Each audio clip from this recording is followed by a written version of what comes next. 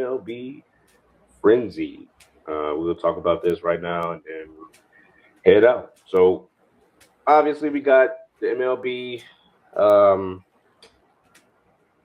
We got the MLB free agent signing. You got Bo Bichette to the Mets. You got Kyle Tucker to the Dodgers. You got Ranger Suarez to the Red Sox.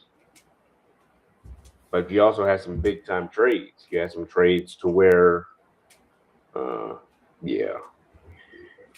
he did mess everything up. He ended the stream because I guess he couldn't hear us, so he ended the stream. And sadly, that's just how that was. We're back. We're back. That's all that matters. Yeah. So we got the trade that happened last night. Pretty late for some people. That Freddie Peralta is headed to New York. I know Brewer fans were in love with Freddie Peralta and what he brought to their organization and what he brought simply just to winning those divisional titles. And as a Cubs fan, good riddance. But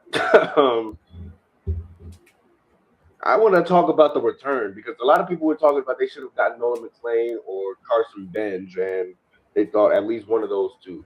You weren't getting one of those two, sadly. I mean, those guys were untouchable. The Mets have one of the best farm systems in all of baseball, and I still think we got a decent enough return on our investment there. I mean, Tobias Myers was the other throw-in piece, which for most teams he's not a throwaway, but he was not cracking our rotation this year. No. And we left him off the playoff roster because we didn't think he had a spot in our bullpen either. Like, his role this year, he did a very good job of it, was just to eat innings when we're up or down by a lot. And he did a good job of that. But with how this rotation is coming together, I don't really think he had a place in it. And Freddie, I think a lot of us, from a fan perspective, it hurts a lot more because when you look at it from a baseball perspective, he had 1 year left on his contract. The pitching market is insane right now. And we were just going to get outbid next year, no matter how much we offered by the Dodgers or the Mets, for example. They're a good team that would probably just spend the house on a guy like Freddie Peralta. It's another arm to add to the rotation. There's just teams that were going to spend more money than us and have more money than we do and would have poached him. So I think from a non-fan perspective and a business perspective, this is exactly what I thought they should do and exactly what they ended up doing. So I can't be that mad about it. Yeah, I can't be mad about it. I mean, I wouldn't.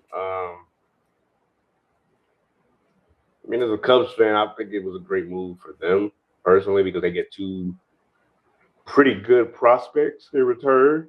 I believe Brandon Sproul I thought he was going to be up and down this year with the Brewers. I mean, not the Brewers, with the Mets. I thought Jet Williams really didn't have a chance or really have a prayer to make the Mets' roster. In my opinion, I just didn't see that happening because of the position he plays. He plays shortstop. They got Lindor. He plays second base. They got Marcus Semien now, and he plays outfield. But now they got Luis Robert and Juan Soto and right, so who's maybe left field, maybe, but they weren't for the trade Vientos or something like that, or McNeil. You know, they're gonna put McNeil probably out there. So it's like he really didn't have a spot on the Mets lineup or the Mets positions. And Brandon Sproul had the same kind of thing. He was gonna crack. I think he's gonna be number 5, I believe, for them. But now that they got Freddie, they're pretty good. They're set up well. I think they got Freddie, they got McLean, they got Tong, and I believe they got Luis Severino, I think. No, Luis Severino, I believe, is on the A's right now. But they have someone else. I just can't think of who it is. Yeah, I can't think of it. But the Mets could be a very formidable team next year. The depth has improved a lot, especially in the rotation. They had a lot of injuries last year, pitching-wise, and kind of fell apart. That was a big reason why they fell apart down the stretch was Ryan Helsley was not what they needed or what they wanted him to be, and the starting lineup was just so battered. They weren't really able to win games. But going back to the Brewers side of this too, I think the clear goal here is to truly contend for a World Series in 2 or 3 years. I think they understand right now that they're still a decent ways off with the roster that they have. But a lot of those young guys, Logan Henderson, Jacob Mizorowski, I mean, in the pitching staff, you have those guys. You have a bunch of flamethrowers in the bullpen. Aaron Ashby is still under contract for like 4 more years. And then in the lineup too, you got prospects coming up sooner rather than later. Jesus Mate is going to make his way up. I think William Contreras after this year is probably also on his way out. Jefferson Cuero is going to come up and take his spot. Obviously, Jet Williams is in the mix now. If you can find a way to keep Sal Frelick and Bryce Terang around, I mean, I think baseball also needs a salary floor, but that's a whole different. Yeah, they need a floor. No, I don't think they really need a cap, but they need a floor where I think they need to have discussion. Having 100 or $90 million payrolls. That's ridiculous. They need to have a discussion about it for sure, because I think there is a point, the Dodgers, where it gets to be too much. But I mean, like I said, I think the Brewers window truly opens in a couple years. We're going to see Craig Yoho probably get some more consistent action for the Brewers. I wouldn't be surprised if Trevor McGill is moved this offseason still either. But, I mean, we'll see. You could probably add the Cubs to that team with that powerhouse too. They have like 7 arms that they can really. I mean, the Cubs have a lot of upside this year. I don't think there's any doubt about that. Adding Alex Bregman is very good for them. It was wild that they beat the Dodgers. They won the season series against the Dodgers. My question is for the Cubs is like some of those guys that had good years, like Matthew Boyd, is he going to be able to replicate that again this year? Jameson Taillon going to replicate his second half performance last year again? Like Justin Steele coming back obviously helps. Trading for Cabrera helps, but are some of those other guys still going to have the performances that they did last year? Like Matthew Boyd was an all-star. I don't see Matthew Boyd being an all-star, but you never know. The thing about Boyd is he doesn't need to be an all-star this year, I don't think, because now that you see the emergence of Cade Horton, you're going to bring Steele back. You're going to have Edward Cabrera. That's 3 arms right there. And then you got a lefty in Shota Imanaga who's looking to bounce back to give a reason to why he deserved that qualifying money or that money he got that he opted into sign his qualifying offer. So I don't think Matthew Boyd needs to be an all-star next year, but I think he'll have another productive year. So will Taillon, I believe. They're not going to have to be asked to do so much next year that they did this year, that they will have to do next year, because they have some real arms to use now. They have some real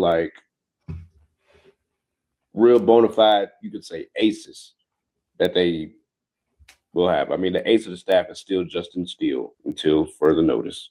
But Cade Horton is very close. But I mean, I would already put Cade Horton in that spot specifically because Steele has just been injured so much. Yeah. We don't really. Well, the thing is, too, about injuries, they can be unpredictable. His velocity might not ever get back to what it used to be. It could be, yeah. I mean, right now, just because of the way it is, a healthy Steele is their ace until probably you see more emergence of Cade Horton.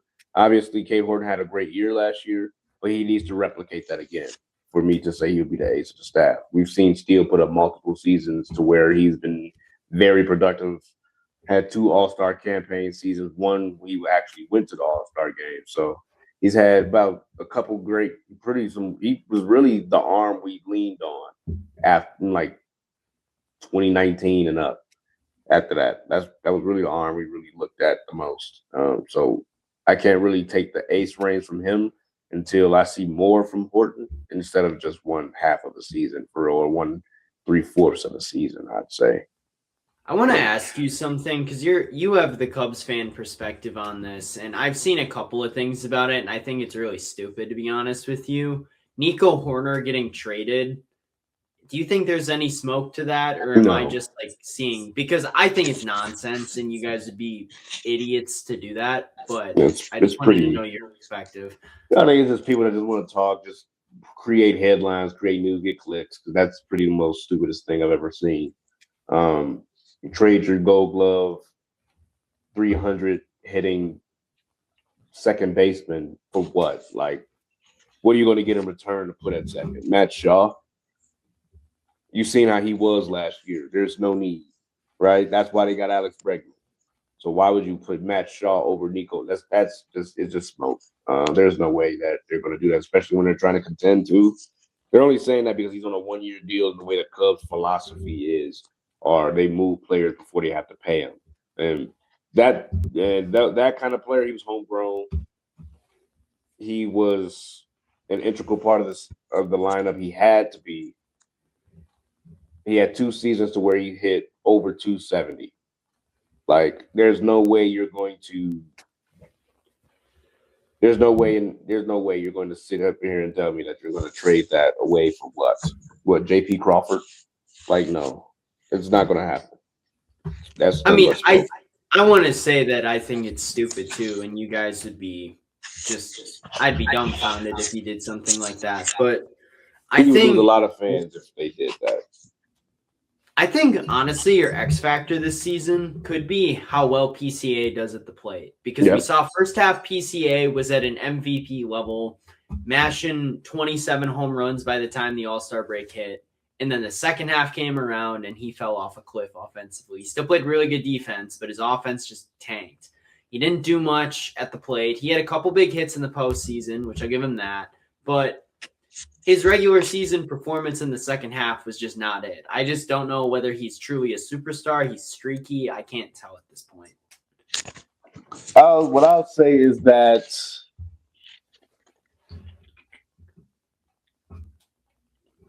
to me, I think the X factor is Dansby Swanson. Because I know what I'm gonna get from PCA. A lot of swings, a lot of emotion, great defense. What he did offensively last year was, I felt like at the beginning of the year, was an anomaly for where he is in his career. Like, that type of jump was something like, okay, I can make an example. It's like Keontae George, where he was on the bench and he just turned into an all-star, like, this season. Like, I think we'll see something possibly similar. I don't think we'll see that high of numbers, because those kind of numbers aren't sustainable. What he had, just because of the type of player he is, right? He's a guy that gets on base and flies. Yes, he has pop. Yes, he can hit the homers, but you want him on base. That's where his main threat is on base, right? So, I mean, he needs to get better at plate discipline. That's his biggest. That too. So he's got to draw more walks, because, like you said, he's a threat out there on the base pads. He's just got to get on the base pads. Yeah, I mean, you can't walk to first. I mean, you can't not walk. You can't steal first. So, yeah, I mean, it's just, I believe that we'll see something similar, but not to that extent of what he did in the first half last season. I'm not going to expect him to drop off completely, but I expect to see something closer to those numbers, but just a little below those numbers, because that wasn't, I mean, like I said, it wasn't sustainable. But if he does get anything of that caliber of player next year, then I think he wouldn't fall in the second half because of the adjustments that he has to make, and him having to deal with that while it happened. So I believe that he's making the adjustments now and he'll be ready to go. But I think that X factor for the Cubs is just Dansby Swanson, right?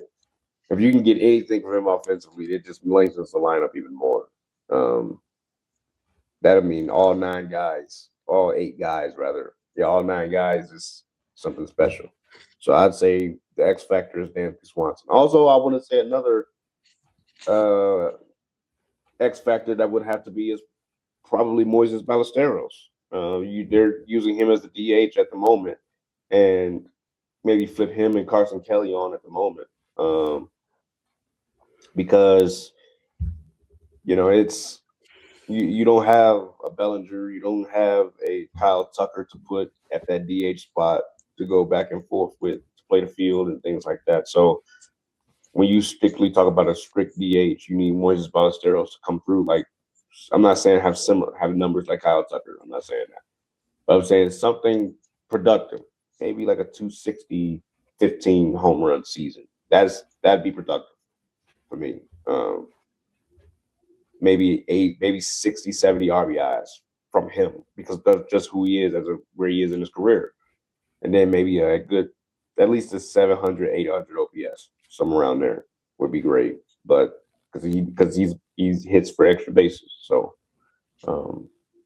yeah, Moises Ballesteros and Dennis one of the X factors for me because you didn't want to go re-sign Kyle Tucker or you didn't sign Bellinger to go along with Greg. I mean, but I wouldn't sign Kyle Tucker for $60 million a year, even if it's a short-term deal. I mean, the Dodgers can do that because they're the Dodgers, and that's just what they do. But like, after the way Tucker performed for you guys in the second half of last year, especially being his like team that he's going from, I could not justify giving him that much money. Yeah, I can't either. I wouldn't give it to him either because of just because of where it's at, right? Because of what he did for you in the second half of the season. He didn't give you much, and you saw it firsthand. So I believe the Cubs made the right decision to not give him $60 million a year or for that kind of money. I mean, obviously, I thought Cody Bellinger re-signing would have been great to put at that DH spot and to throw him in right field, him and Seiya to go back and forth in right field, but they didn't do that. So I believe they're believing in Moises Ballesteros. So, but even then, Bellinger's getting what, 165? Like, is he worth $35 million a year? I don't think he is. Yeah. I think the Yankees gave him that amount of money because they were desperate to get someone. They had to get someone. I mean, the Yankees, they haven't really done anything all offseason. Yeah. We saw the Mets, they've been making countless moves all offseason, especially in the last week or so. Dodgers have made moves. Like, the bigger market teams, even the Phillies have made some moves. Like, these guys are loading up. Made a move, too. That's wild. The Cubs are making moves. That's another one. Like, they've been sitting on their hands a little bit, and I think Bellinger was, like, their big quote-unquote move of the offseason, at least so far.